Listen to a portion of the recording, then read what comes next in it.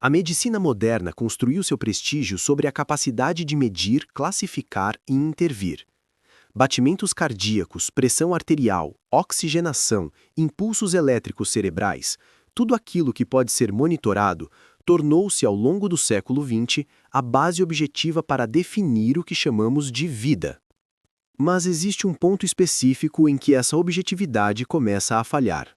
Um ponto em que os instrumentos ainda funcionam, os gráficos continuam se movendo, mas as certezas deixam de acompanhar os dados. Esse ponto é conhecido como morte clínica. Morte clínica não é morte definitiva. É o estado em que o organismo perde suas funções vitais mensuráveis, principalmente a circulação sanguínea e a atividade respiratória eficaz, mas ainda não ultrapassou o limiar da morte biológica irreversível. É, literalmente, o intervalo entre o funcionamento e o colapso final. Quando o coração para, o sangue deixa de alcançar o cérebro. O cérebro humano, órgão extremamente dependente de oxigênio e glicose, começa imediatamente a entrar em sofrimento metabólico. Em condições normais, após cerca de 10 a 15 segundos, ocorre perda de consciência. Em 30 segundos, a atividade elétrica detectável começa a colapsar. Após 3 a 5 minutos, inicia-se o dano neuronal progressivo. Esses números não são opinião, são fisiologia básica. Durante décadas, esses dados sustentaram um modelo simples e funcional. Sem circulação, não há consciência. E, na esmagadora maioria dos casos, esse modelo funciona perfeitamente. O problema surge quando surgem casos em que ele não explica tudo. A partir da segunda metade do século XX, com o avanço das técnicas de reanimação, cada vez mais pessoas passaram a ser retiradas desse estado liminar.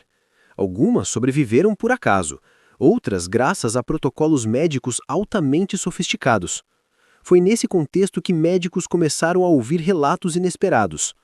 Relatos de pacientes que, após sofrerem parada cardíaca documentada, retornavam com memórias claras, organizadas e coerentes de experiências ocorridas durante o período em que, tecnicamente, deveriam estar inconscientes. No início, esses relatos foram ignorados. Em seguida, ridicularizados. Depois, classificados como alucinações.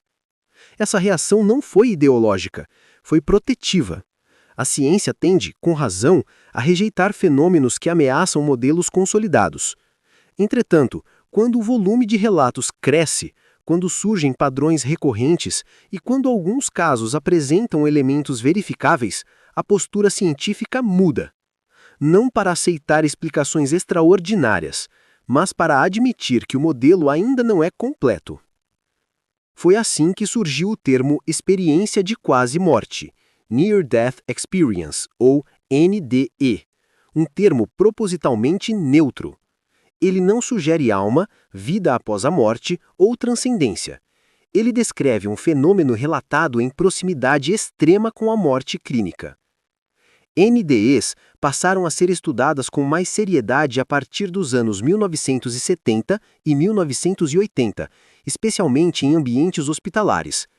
Pesquisadores começaram a entrevistar pacientes logo após a reanimação, antes que memórias pudessem ser influenciadas por relatos externos, crenças culturais ou leituras posteriores. O que emergiu desse esforço não foi uma prova metafísica, mas algo igualmente incômodo, uma regularidade inesperada. Pessoas de diferentes culturas, religiões e até sem crença religiosa relatavam elementos semelhantes, como sensação de separação do corpo, percepção do ambiente, ausência de dor, clareza cognitiva intensificada e sensação de continuidade da identidade. Esses elementos por si só não provam nada além da experiência subjetiva. Mas eles levantam uma pergunta crucial. Como experiências subjetivas estruturadas ocorrem quando os mecanismos fisiológicos que normalmente as sustentam estão comprometidos ou ausentes? A resposta mais comum foi a hipóxia cerebral, falta de oxigênio. Esse mecanismo pode, de fato, produzir alucinações. Entretanto, alucinações hipócficas costumam ser caóticas, fragmentadas, confusas e desorganizadas. Muitos relatos de NDE, ao contrário, são descritos como mais lúcidos do que o estado de vigília. Outra hipótese recorre à ação de neurotransmissores liberados em situações extremas, endorfinas, serotonina, dopamina. Esses elementos certamente influenciam a experiência subjetiva, mas essa explicação também encontra limites quando aplicada a casos com EEG plano ou ausência funcional de córtex cerebral. Aqui entramos no cerne do problema. A neurociência moderna associa a consciência a redes distribuídas no cérebro, especialmente no neocórtex. Memória, linguagem, identidade, percepção espacial, tudo isso depende de atividade neural organizada. Quando essa atividade está severamente comprometida, não se espera a experiência consciente estruturada. E não obstante, em alguns casos documentados, os relatos surgem justamente nessas condições. É fundamental não distorcer o que está sendo dito. A medicina não afirma que a consciência exista independentemente do cérebro. O que ela afirma é mais limitado e mais honesto. Existem relatos conscientes que ocorrem em estados onde a consciência, segundo o modelo atual, não deveria ocorrer daquela forma. Isso não invalida o modelo, mas indica que ele está incompleto. A ciência já passou por situações semelhantes. Houve tempo em que a eletricidade era observada sem que houvesse teoria eletromagnética. Houve tempo em que micro-organismos causavam doenças sem que a teoria germinal existisse. O fenômeno precedeu a explicação. Hoje, a consciência ocupa lugar semelhante. Sabemos medir correlatos neurais, mas não compreendemos plenamente como a experiência subjetiva emerge. Esse é o chamado problema difícil da consciência. As NDEs não resolvem esse problema, mas o ampliam. Outro ponto raramente discutido com profundidade é a diferença entre inconsciência e ausência de experiência. Um cérebro pode não responder a estímulos externos e, ainda assim, gerar estados internos. Essa é uma pergunta aberta na neurociência contemporânea. Além disso, há o problema da memória. Para que um relato posterior exista, algum tipo de registro precisa ocorrer. Como esse registro se forma em estados de colapso neural? Essa questão permanece sem resposta satisfatória. É importante deixar algo claro para o espectador. Este documentário não define respostas definitivas. Ele não propõe espiritualismo disfarçado de ciência. Ele faz algo mais incômodo e mais honesto. Ele reconhece que o fenômeno existe e que a ciência ainda não o explica plenamente. A morte clínica, portanto, deixa de ser apenas um marcador biológico. Ela se transforma em uma fronteira epistemológica, um ponto onde o conhecimento atual encontra os seus limites. E é justamente nesse limite que surgem os casos que analisaremos nos próximos capítulos. Casos não escolhidos por emoção, fé ou dramaticidade, mas por qualidade clínica, documentação e impacto científico. No próximo capítulo, entraremos no caso considerado por muitos pesquisadores o mais tecnicamente controlado já registrado. Uma cirurgia em que o corpo foi resfriado, o coração foi parado, o sangue foi retirado do cérebro, e ainda assim, um relato consistente emergiu. Esse caso tem nome, tem datas, tem registros médicos, e ele permanece até hoje sem explicação fechada. Quando a consciência permanece sem o cérebro ativo. Há raros momentos na história da medicina em que um caso clínico deixa de ser apenas um registro hospitalar e se transforma em um ponto permanente de tensão intelectual. O caso de Pamela Reynolds Lowery é um desses momentos. Não por emoção, não por crença, mas por condições clínicas extremas, monitoradas e documentadas, que não permitem explicações simplificadas. Pam Reynolds era uma mulher jovem, saudável fora do problema específico que a acometia. Ela foi diagnosticada com um aneurisma cerebral gigante, localizado em uma região profunda do cérebro, extremamente próxima ao tronco encefálico. A posição do aneurisma tornava qualquer cirurgia convencional fatal.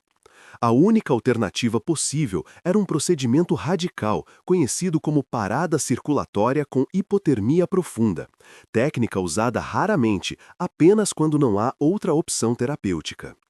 Esse tipo de cirurgia não deixa espaço para especulação. Ela segue protocolos extremamente rígidos. Antes da operação, o corpo de Pam foi cuidadosamente preparado. Sensores foram posicionados para monitorar atividade elétrica cerebral, respostas auditivas, reflexos do tronco cerebral e funções cardiovasculares. Tampões foram colocados em seus ouvidos, emitindo cliques sonoros constantes, justamente para verificar se havia qualquer processamento auditivo durante o procedimento. Esses detalhes são cruciais. Quando a cirurgia começou, o corpo de Pam foi gradualmente resfriado até aproximadamente 15 graus Celsius. Nesse ponto, seu coração foi deliberadamente parado. O sangue foi drenado da região cerebral. A atividade elétrica cortical cessou. O eletroencefalograma registrou linha plana. Do ponto de vista médico, isso não é inconsciência profunda. É a ausência funcional das condições necessárias para gerar consciência. Não havia circulação, não havia atividade cortical detectável, não havia audição funcional. E ainda assim, após a cirurgia e a recuperação, Pam Reynolds relatou uma sequência de percepções extraordinariamente específicas. Ela descreveu o início do procedimento, incluindo instrumentos utilizados. Um dos detalhes mais citados foi a descrição de uma serra cirúrgica que, segundo ela, soava e se parecia com uma escova de dentes elétrica.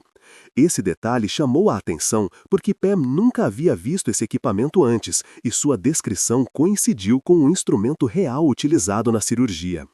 Ela também relatou conversas específicas da equipe médica, o posicionamento dos cirurgiões e a ordem de certos eventos técnicos. Esses relatos foram feitos antes de qualquer exposição pública do caso. Não houve acesso prévio a gravações ou descrições detalhadas do procedimento. É aqui que o caso deixa o campo do improvável e entra no campo do problemático para os modelos atuais.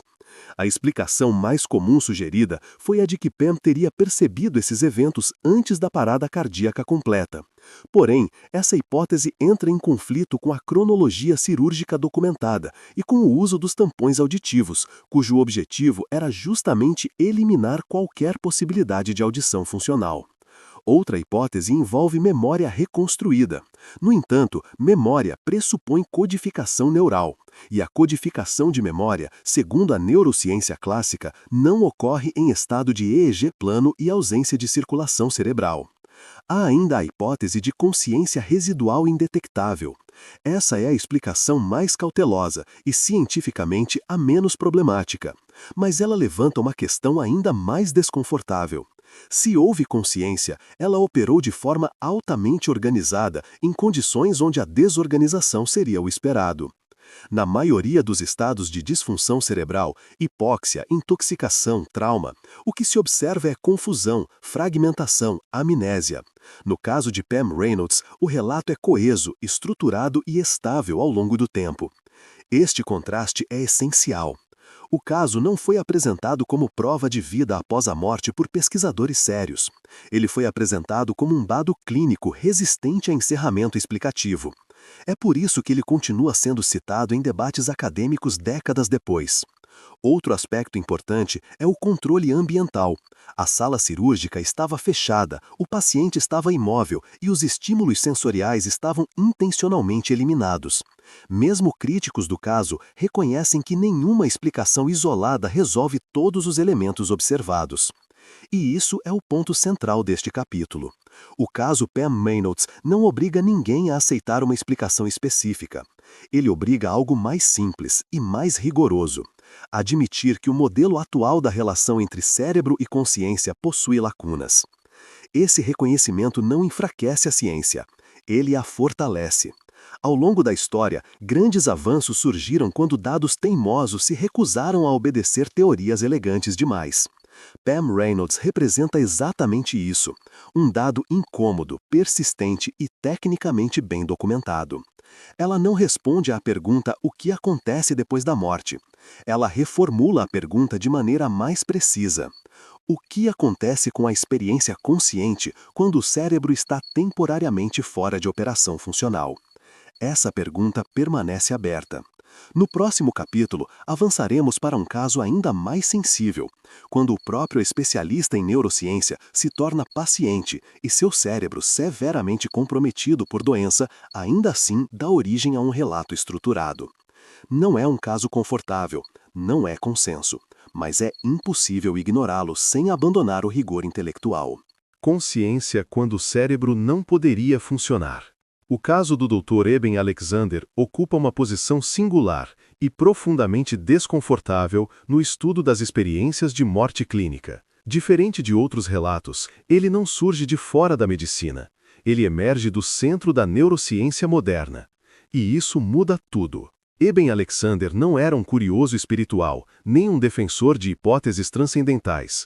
Ele era um neurocirurgião acadêmico, com formação rigorosa, décadas de prática clínica e profundo alinhamento com o modelo materialista da mente. Para ele, consciência era resultado direto da atividade cerebral organizada, nada além disso. Antes de adoecer, Alexander considerava relatos de experiências de quase morte como manifestações neurológicas comuns, alucinações, delírios, confabulações e distorções de memória produzidas por um cérebro em sofrimento. Essa posição não era ideológica, era científica e amplamente aceita. O que torna seu caso relevante não é a experiência em si, mas o contexto fisiológico extremo em que ela teria ocorrido. Em 2008, Eben Alexander foi subitamente acometido por uma forma rara e agressiva de meningite bacteriana causada por Escherichia coli, uma condição incomum em adultos saudáveis e associada a altíssima taxa de mortalidade. A infecção evoluiu rapidamente, provocando inflamação severa, edema cerebral e comprometimento difuso do tecido neural. Em poucas horas, Alexander entrou em coma profundo, sendo internado em unidade de terapia intensiva.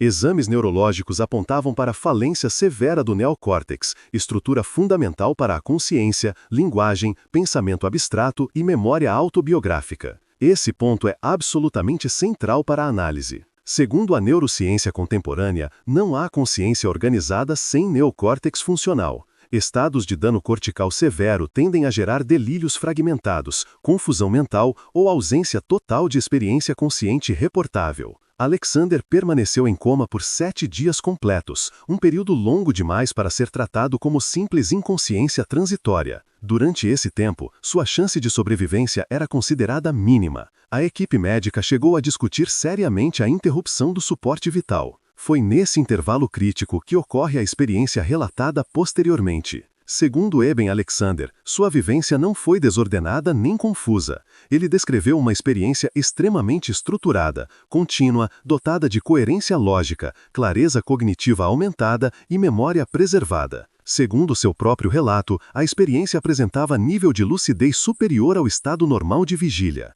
Esse detalhe é crucial. Experiências alucinatórias geradas por encefalopatia, infecção ou hipóxia costumam apresentar o efeito oposto: desorientação, fragmentação temporal, amnésia parcial e incoerência narrativa. O relato de Alexander não se encaixa nesse perfil clássico. Críticos naturalmente apontaram possíveis explicações alternativas. A primeira envolve a hipótese de que a experiência teria ocorrido durante a fase de recuperação, quando o cérebro começa lentamente a retomar a atividade funcional. Essa hipótese, embora plausível, enfrenta um problema. A extensão temporal do coma e o grau de dano cortical descritos sugerem que, mesmo na recuperação inicial, não se esperaria a experiência consciente organizada. Outra explicação recorre à noção de atividade residual não detectada. Talvez alguma atividade cortical mínima tenha persistido sem ser registrada pelos instrumentos disponíveis. Essa hipótese não pode ser descartada e é adotada por muitos pesquisadores cautelosos. No entanto, ela gera um novo problema teórico. Se existiu atividade residual,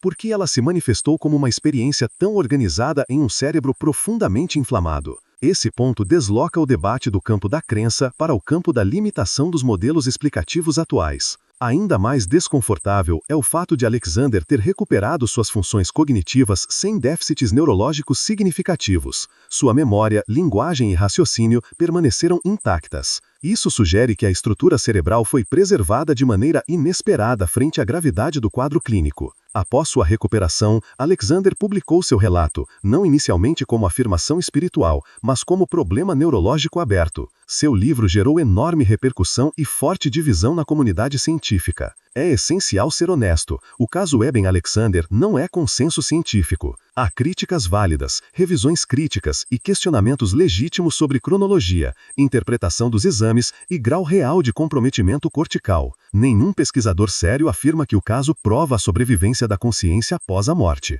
E isso não enfraquece o caso, ao contrário, o fortalece como objeto de estudo. Porque em ciência, casos relevantes não são aqueles que confirmam teorias, mas aqueles que resistem a explicações completas. O que Eben-Alexander obriga a comunidade científica a reconhecer é algo mais simples e mais perturbador. A relação entre cérebro e consciência não está totalmente mapeada. Sabemos muito sobre correlatos neurais, mas pouco sobre o mecanismo exato que gera experiência subjetiva contínua. O chamado problema difícil da consciência permanece aberto, e casos como o de Alexander ampliam essa lacuna. Outro aspecto frequentemente ignorado é o impacto duradouro do caso. Alexander apresentou mudanças cognitivas, emocionais e comportamentais estáveis ao longo dos anos. Essas mudanças não foram episódicas, nem regressivas, elas mantiveram coerência com o relato original. Na prática clínica, consistência ao longo do tempo é um critério fundamental para avaliar relatos pós-evento. Este documentário não exige que o espectador aceite a interpretação pessoal de Alexander.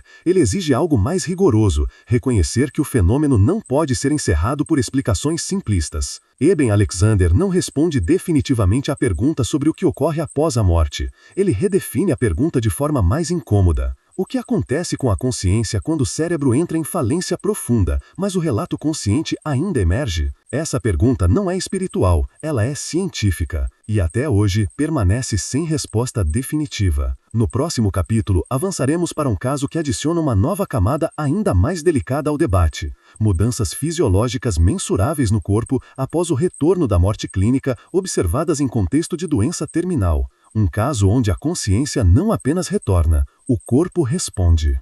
Quando o corpo responde após a morte clínica. O caso de Anita Moorjani introduz um elemento ainda mais delicado no estudo das experiências de morte clínica, a resposta física mensurável após o retorno.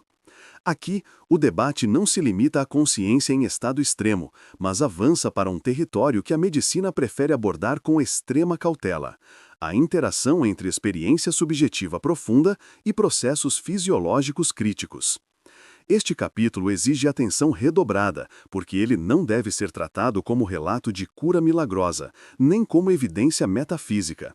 Ele deve ser analisado como aquilo que realmente é, um caso clínico raro, documentado e ainda mal compreendido. Anita Moorjani foi diagnosticada com linfoma em estágio avançado, uma forma agressiva de câncer que, no momento crítico, havia se espalhado por grande parte do organismo. Tumores comprimiam órgãos vitais, a função respiratória estava comprometida e o sistema imunológico encontrava-se gravemente debilitado. Nos dias que antecederam o coma, Anita apresentava falência progressiva de múltiplos sistemas. A pressão arterial estava instável, a oxigenação era insuficiente. Os rins já não cumpriam plenamente sua função. Médicos informaram à família que o quadro era terminal. É essencial compreender esse ponto. Não se tratava de um caso inicial ou ambíguo, mas de uma condição considerada irreversível dentro dos parâmetros médicos conhecidos. Anita entrou em coma profundo, permanecendo sem resposta a estímulos externos. Nesse estado, segundo a prática clínica, não se espera processamento consciente e organizado. O cérebro, sob estresse metabólico severo, tende a reduzir drasticamente sua atividade funcional. É durante esse período que ocorre a experiência relatada posteriormente.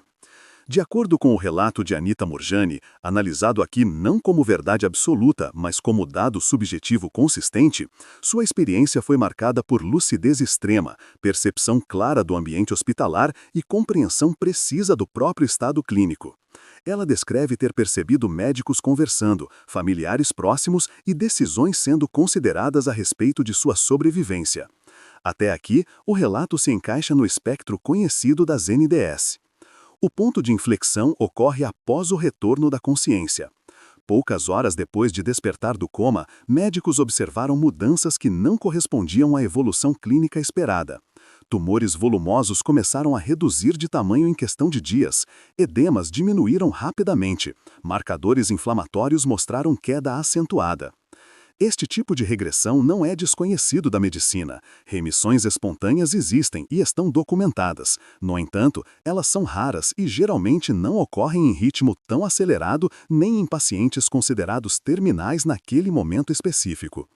Aqui, a análise precisa ser honesta e sóbria. A ciência não estabelece relação causal direta entre a experiência subjetiva relatada e a remissão física observada.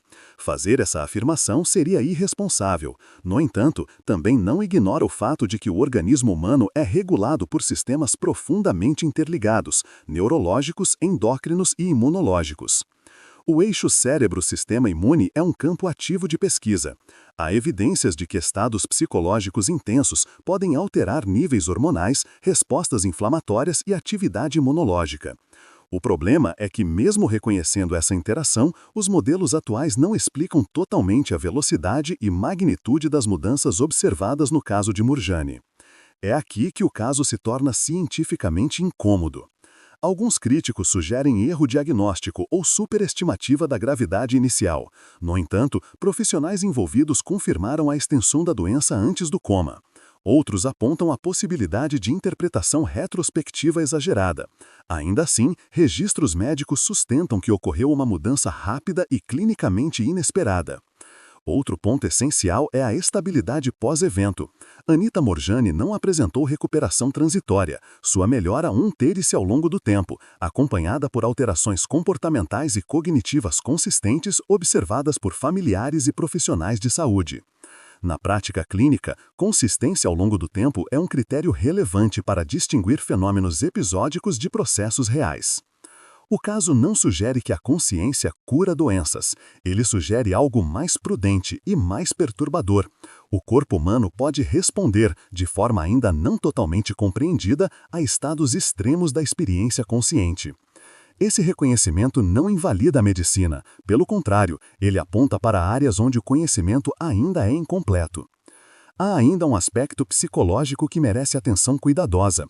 O relato de Murjani não surge impregnado de símbolos religiosos específicos ou dogmas culturais rígidos. O conteúdo relatado é compatível com padrões universais observados em NDS, independentemente de crença prévia. Isso reduz, mas não elimina a hipótese de construção cultural. O valor deste caso para o Mystery não está em oferecer respostas definitivas, mas em demonstrar que os limites entre mente e corpo permanecem mais porosos do que costumamos admitir. Ele obriga a ciência a reconhecer uma zona cinzenta, um espaço onde fisiologia, neurociência e experiência subjetiva se encontram e onde o controle conceitual ainda é parcial. Este capítulo encerra a primeira grande fase do documentário. Até aqui, vimos o limite fisiológico da morte clínica, um caso cirúrgico com cérebro inativo, um neurocirurgião em coma profundo e agora um organismo considerado terminal respondendo de maneira inesperada após o retorno. Nos próximos capítulos, avançaremos para algo ainda mais sensível, relatos de percepção objetiva do ambiente durante a morte clínica, seguidos por tentativas científicas de investigação controlada desses fenômenos. Aqui a ciência não observa de fora. Ela entra no experimento. Percepção fora do corpo, quando a consciência parece observar. Se existe um ponto em que o debate sobre experiências de morte clínica se torna verdadeiramente desconfortável para a ciência, esse ponto está nos relatos de percepção fora do corpo com elementos verificáveis. Não porque esses relatos provem algo sobrenatural, mas porque eles desafiam frontalmente os limites do que deveria ser possível segundo os modelos atuais da neurociência. Percepção fora do corpo, chamada na literatura de Out of Body Experience, OBE, descreve uma experiência na qual o indivíduo relata perceber a si mesmo e ao ambiente a partir de um ponto de vista externo ao corpo físico. Em estados comuns, essa experiência pode ser induzida por privação sensorial, drogas dissociativas, epilepsia do lobo temporal ou estimulação elétrica de regiões específicas do córtex. A neurociência reconhece esses fenômenos, mas o que analisamos aqui não ocorre em estados comuns. Nos casos abordados neste capítulo, as experiências acontecem durante parada cardíaca, coma profundo, sedação extrema ou ausência documentada de resposta sensorial. Em alguns deles, há indícios de atividade cortical mínima ou inexistente. É essa combinação que torna o fenômeno problemático. Em condições normais, a percepção visual depende de córtex visual funcional, integração sensorial, consciência espacial contínua. Durante uma parada cardíaca, esses sistemas não apenas ficam comprometidos, eles entram em colapso funcional. Ainda assim, surgem relatos. O primeiro aspecto que merece atenção é a clareza cognitiva descrita. Diferente de sonhos ou delírios, muitos pacientes relatam percepção organizada, ausência de confusão, memória estável e uma sensação de lucidez ampliada. Essa característica é recorrente e está documentada em entrevistas conduzidas logo após a reanimação, reduzindo a influência de reconstrução tardia. Mais importante, no entanto, são os elementos verificáveis. Em alguns casos documentados, pacientes descrevem com precisão eventos ocorridos durante procedimentos médicos, ações de profissionais, instrumentos utilizados, diálogos específicos e detalhes do ambiente que, teoricamente, não estavam disponíveis aos sentidos físicos naquele momento.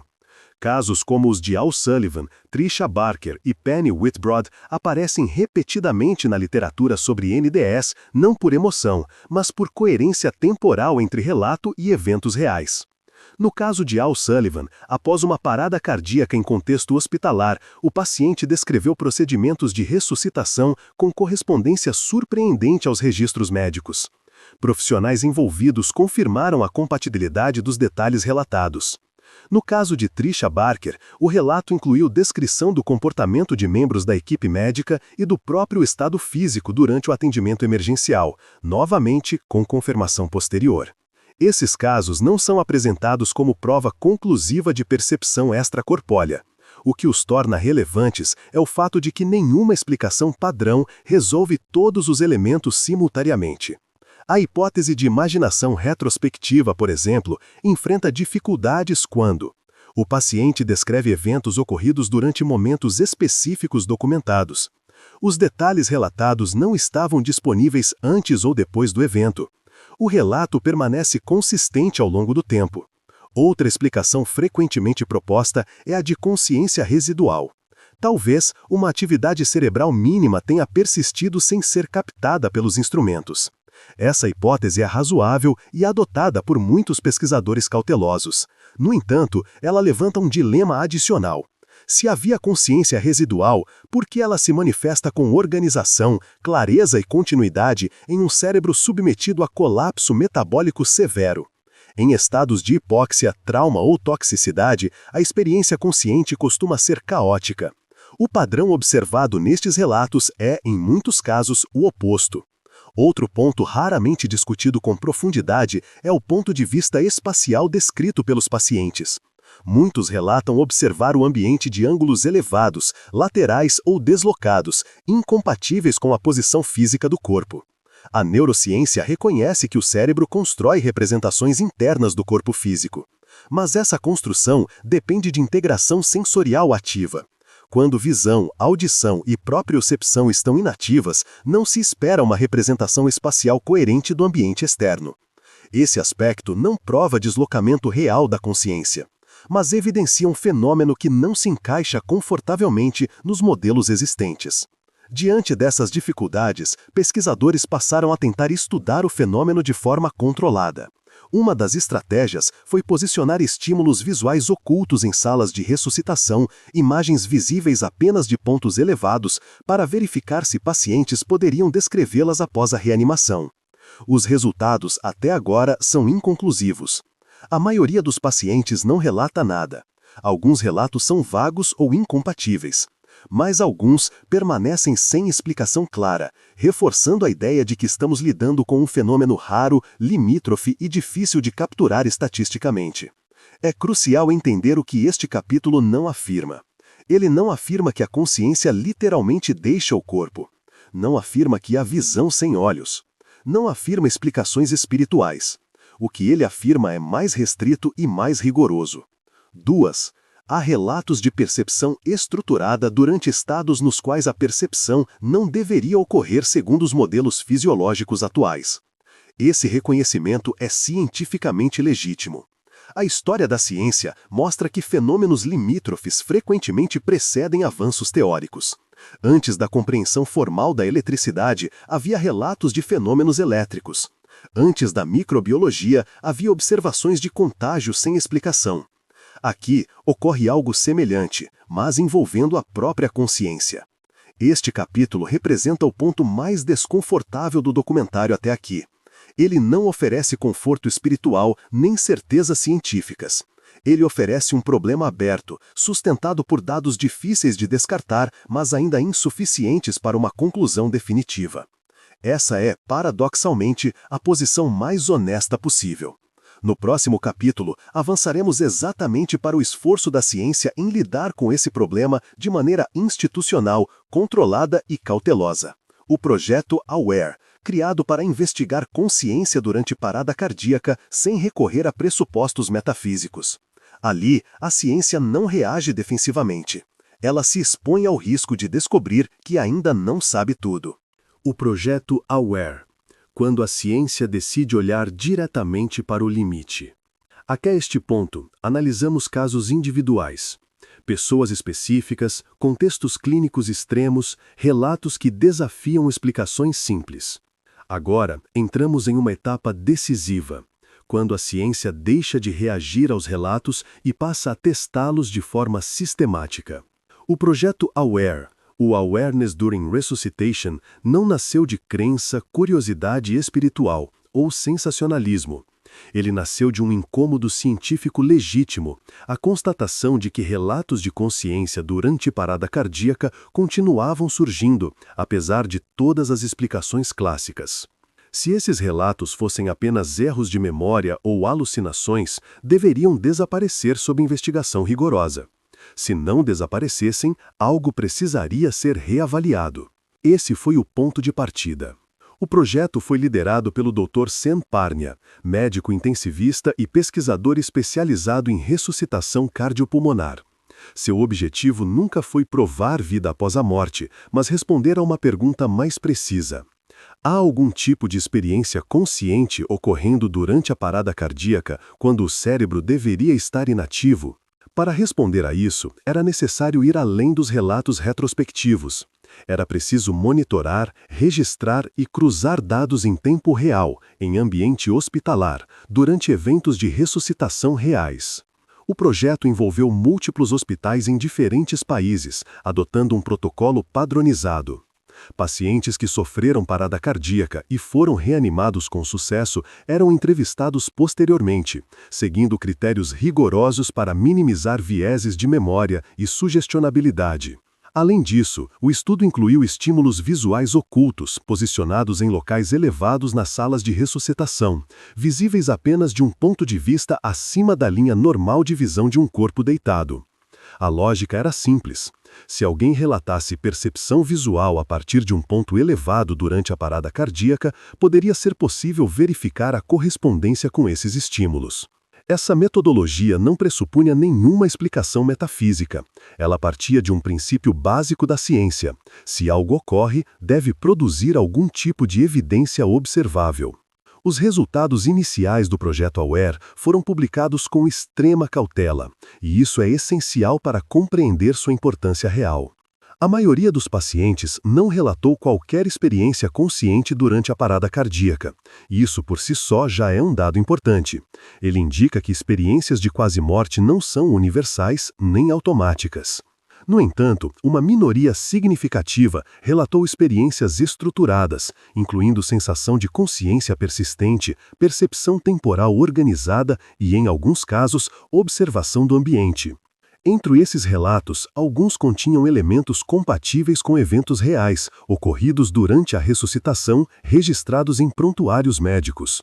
Esses casos não foram tratados como prova definitiva. Pelo contrário, foram apresentados como dados anômalos, exigindo mais investigação. Aqui reside a força do projeto AWARE. Ele não tentou forçar conclusões. O projeto reconheceu explicitamente limitações amostrais, dificuldade de registrar eventos raros, impossibilidade de controle total em ambientes de emergência, viés inevitável de sobrevivência, e mesmo assim, os resultados não permitiram descartar completamente a ocorrência de experiências conscientes durante a parada cardíaca. Isso é fundamental. A ciência não concluiu que a consciência existe fora do cérebro, mas também não conseguiu confirmar que a consciência sempre se extingue imediatamente com a parada cardíaca. Esse intervalo, entre extinção imediata e ausência de evidência conclusiva, é o espaço onde o debate permanece vivo. Outro dado relevante trazido pelo AWARE é o tempo.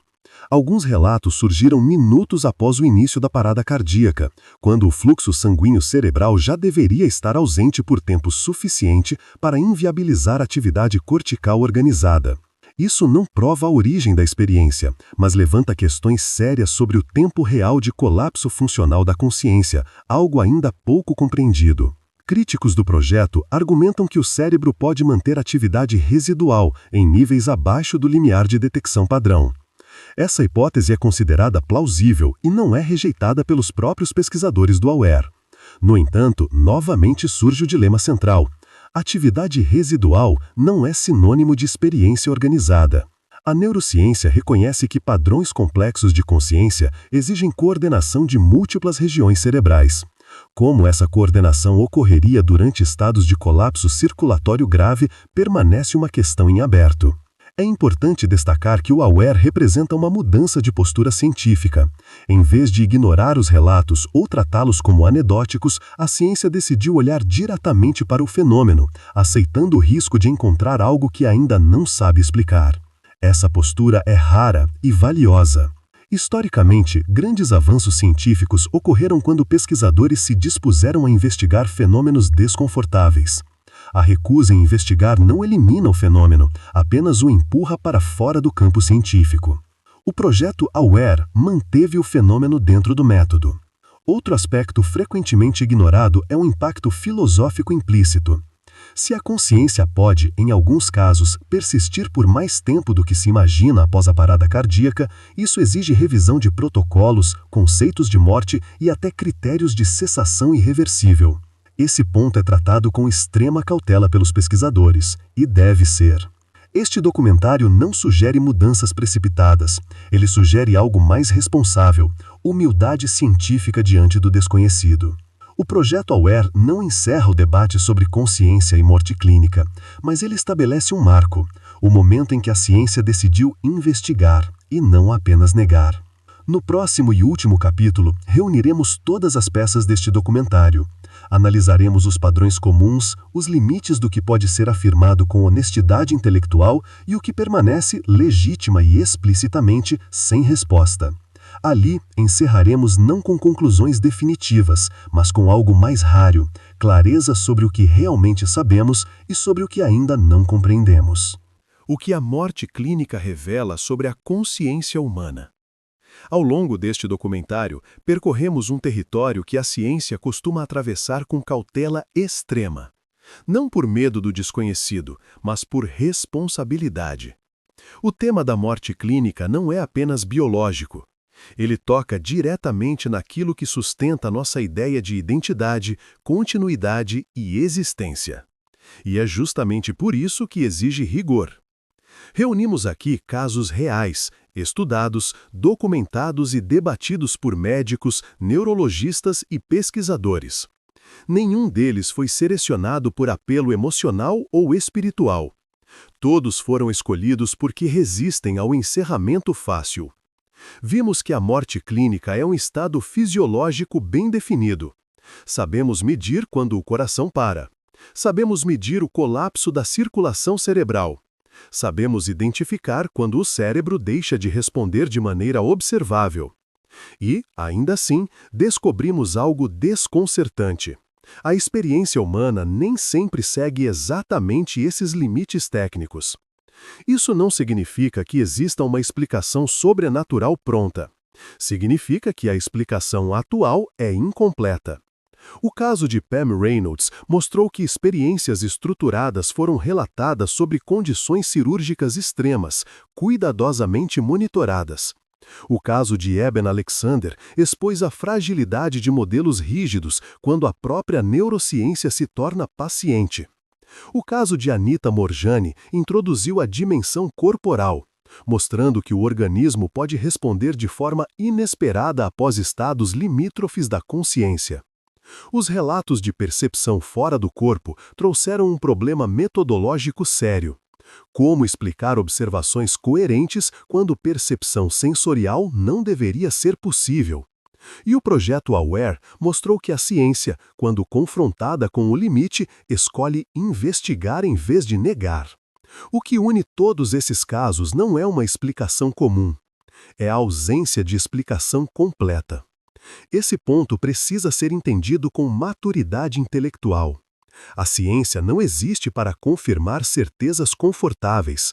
Ela existe para trabalhar honestamente com aquilo que não entende completamente. Fenômenos anômalos não são inimigos do método científico. Eles são o motor do avanço científico.